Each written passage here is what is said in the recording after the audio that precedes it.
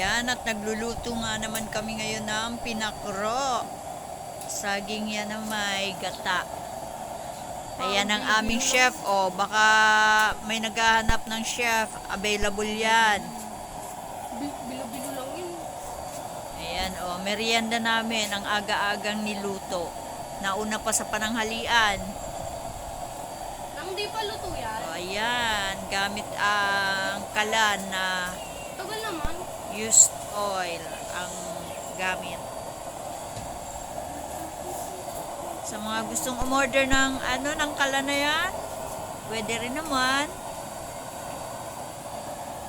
Ilang kilo yan, Jeng, na saging mo? 5 kilo.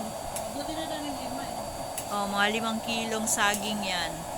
Para sa siyam na family. Hati-hati kami niyan.